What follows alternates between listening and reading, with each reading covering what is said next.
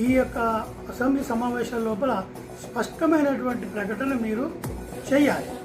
మీరు ఇస్తారా ఇవ్వరా, మీకు వీలవుతుందా కాదా, మీరు ఇవ్వనట్లయితే చెంపలేసుకోవాలి. అసెంబ్లీ లోపలనే మాకు సాధ్యం కదా మీరు ఆ రోజు మేము ఏదో ఎన్నికలలో లబ్ధి పొందడానికి మాత్రం ఇచ్చిన తప్పితే మాకు ఇవ్వడం వీలు కాదు అని పొరపాటు అయిపోయింది అని చెంపలేసుకోండి. దాని తర్వాత ఉద్యమకారులు తర్వాత వారి నిర్ణయం మళ్ళీ తర్వాత వాళ్ళు తీసుకుంటారు, అది వేరు విషయం. కానీ మీరు మాత్రము అన్ని హామీలలాగా మీరు రైతులకు ఇచ్చిన హామీలు ఉన్నాయి, ఉద్యోగస్తులకు ఇచ్చిన హామీలు ఉన్నాయి, నిరుద్యోగులకు ఇచ్చినటువంటి హామీలు ఉన్నాయి. ఇక ఆపదలో ఉన్నవాడు కోటొక్క దేవతలకు మొక్కుకున్నట్టు కోటొక్క హామీలు మీరు ఇచ్చినవి ఉన్నాయి. ఆ కోటొక్క హామీలను మీరు నెరవేరుస్తున్నారా లేదా జనానికి తెలుసు, మీ ఆత్మకు తెలుసు, మీ అంతరాత్మకు తెలుసు, మీ చిత్తశుద్ధికి తెలుసు. అవన్నీ పక్కన పెట్టండి. కానీ మరి విలువైనటువంటి యొక్క ఈ ఉద్యమకారుల యొక్క ఔన్నత్యాన్ని మీరు దెబ్బతీయకండి, వాళ్ళని మీరు అవమానపరచకండి. వాళ్ళు మీరు ఇచ్చే స్థలం కొరకు, వాళ్ళు మీరు ఇచ్చే 25,000 నెలకు ఇచ్చేటువంటి పెన్షన్ కోసం తెలంగాణ రాష్ట్రం కోసం ఉద్యమం చేయలేవారు. వాళ్ళు ఈ రాష్ట్రం బాగుపడాలి, దోపిడీ గురవుతుంది అని చెప్పి ఉద్యమంలో పాల్గొన్నారు. ఉద్యమం విజయవంతమై చేసింది. ముఖ్యమంత్రి ఇప్పుడు రేవంత్ రెడ్డి గారు ముఖ్యమంత్రిగా ఉన్నారు. వారే ఆనాడు చాలా హంగామగా ఆర్భాటంగా విచిత్రమైనటువంటి వాదనలతోటి ఈ యొక్క హామీలు ఇవ్వడం జరిగింది.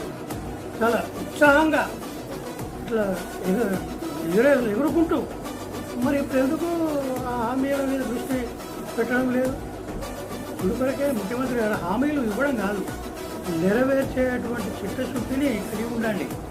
ప్రజలు విశ్వాసాన్ని ఒకసారి కోల్పోయినారు అంటే ఇవి మీ జీవితంలో నమ్మరు. తెలంగాణ ప్రజల విశ్వాసాలు పొందడము సులభమే, కానీ నిలబెట్టుకోవడం కష్టం. ఇచ్చిన హామీలు మీరు నెరవేర్చినప్పుడే వాళ్ళ విశ్వాసాన్ని మీరు నిలబెట్టుకోగలుగుతారు. దాన్ని గమనించండి. మీరు ఉద్యమం లోపల పాల్గొన్నారా లేదా మేము అనడం లేదు.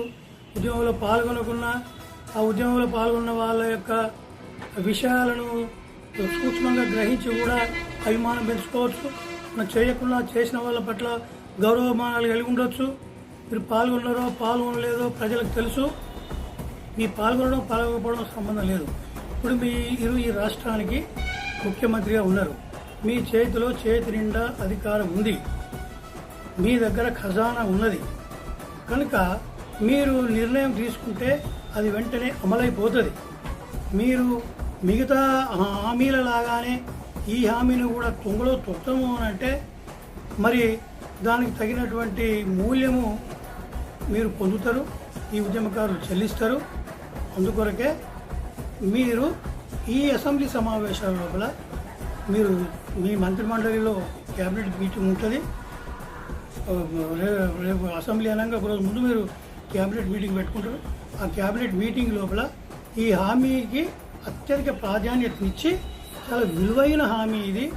ఉద్యమకారుల యొక్క మనోభావాలకు సంబంధించింది, వాళ్ళ యొక్క ఔన్నత్యానికి సంబంధించింది, వాళ్ళ గౌరవానికి సంబంధించింది, వాళ్ళ త్యాగానికి సంబంధించింది, వాళ్ళ కష్టపడ్డ పాత్రకు సంబంధించింది అని మీరు గుర్తించి ఒక మానవీయ కోణంలో మానవతావాదంతో ఇచ్చిన హామీకి కట్టుబడేటువంటి చిత్తశుద్ధి ఉన్న ముఖ్యమంత్రిగా మీరు మీ మంత్రిమండలి లోపల ఈ విషయం మీద చర్చ పెట్టి ఒక నిర్ణయం తీసుకొని ఏ నిర్ణయం తీసుకుంటారో అది తీసుకొని అది ఈ అసెంబ్లీ లోపల స్పష్టంగా ప్రకటించాలని చెప్పి నేను గౌరవ ముఖ్యమంత్రి గారికి నేను హృదయపూర్వకంగా విజ్ఞప్తి. మీరు ప్రకటించకపోతే ఉద్యమకారులు వారి దారిని వాళ్ళు వెతుకుంటారు, వాళ్ళ నిర్ణయాలు వాళ్ళు తీసుకుంటారని చెప్పి ఈ సందర్భంగా మీకు గుర్తు చేస్తున్నారు.